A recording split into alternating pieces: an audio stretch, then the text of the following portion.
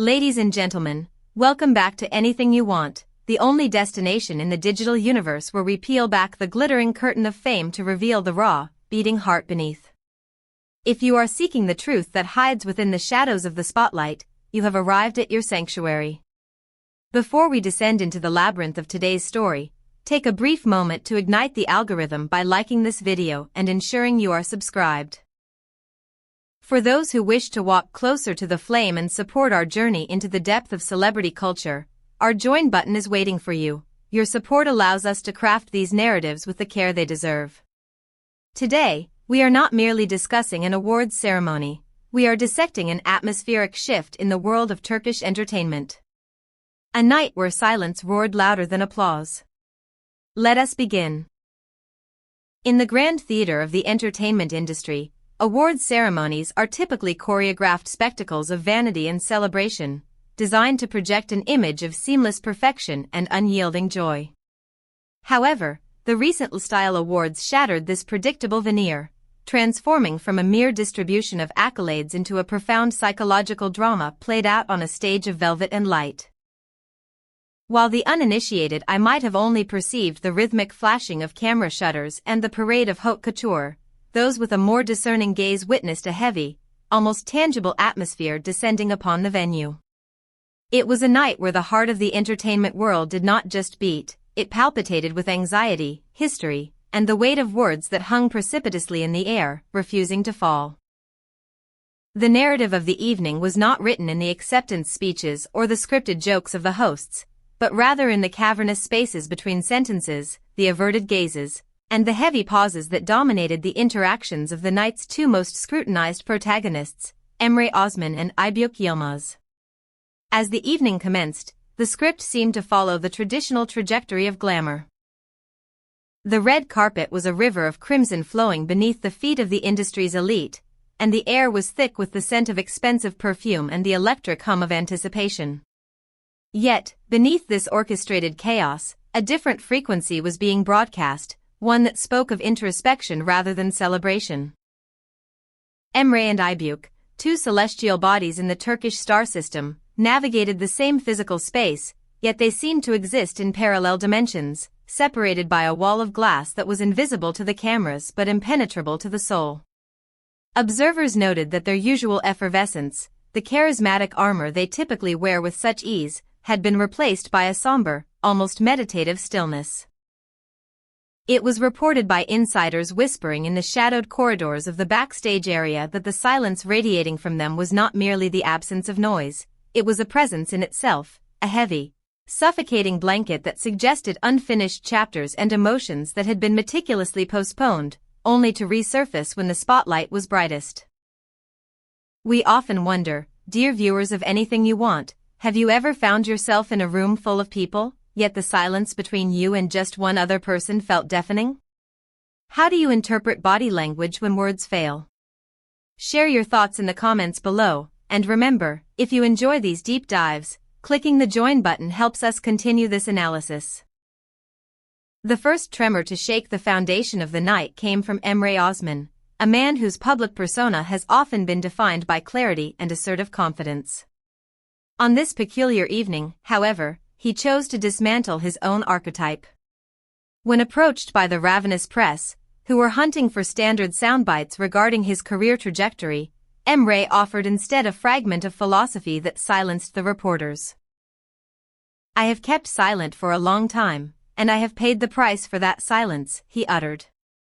This sentence, brief in structure but oceanic in depth, was not a mere answer, it was a reckoning. It hovered in the air, ambiguous and heavy, instantly triggering a whirlwind of speculation among the glitterati. Was this a lament for professional opportunities lost in the void of hesitation, or was it a more personal admission of the cost of stoicism? Cultural commentators and columnists immediately began to dissect the anatomy of this confession, suggesting that it was not a complaint, but a delayed invoice presented to fate, a realization that in the high-stakes poker game of fame, folding one's hand and staying quiet often costs more than bluffing. Almost simultaneously, as if responding to a signal transmitted through the ether, Aybük Yılmaz offered her own cryptic contribution to the night's tapestry of shadows. In a separate interview, far removed from Emre's physical location but thematically intertwined with his sentiment, she deconstructed the very nature of resilience.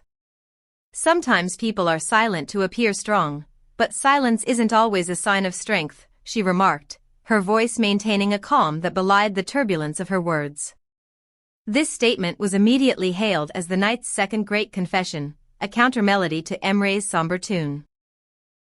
While the magazine corridors buzzed with the question of whether this was a direct response or a spontaneous philosophical musing, the synchronicity was undeniable. Aybük challenged the archaic notion that endurance requires silence, suggesting that the pedestal of the strong, silent icon is often a prison in disguise. It was a subtle yet powerful rebellion against the industry's demand for perfection, a crack in the porcelain doll facade that allowed the human beneath to breathe. Before we weave these two threads together, I want to remind you that Anything You Want is a community powered by curiosity. If you are appreciating the literary approach we take to news, please consider supporting us via the Super Thanks or the Join membership. Your support ensures that we never have to compromise on the quality of our storytelling. The brilliance of the evening lay in the fact that neither party uttered the other's name. There was no direct address, no finger-pointing, and no scandalous accusation. Yet, the media landscape, a beast that feeds on connection, immediately drew a line between these two isolated points of data.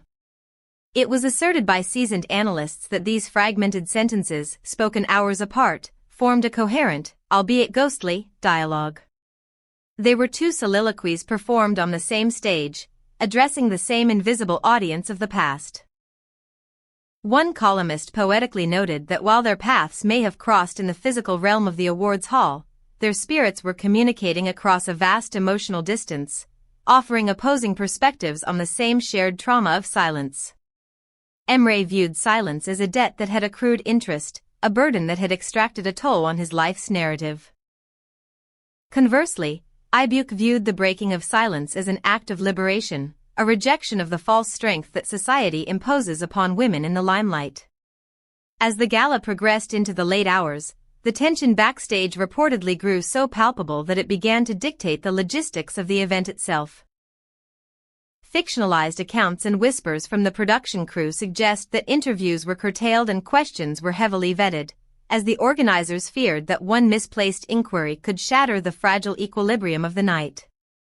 Everyone weighed their words tonight, a source allegedly claimed, because a single slip could rewrite the headlines for the next decade.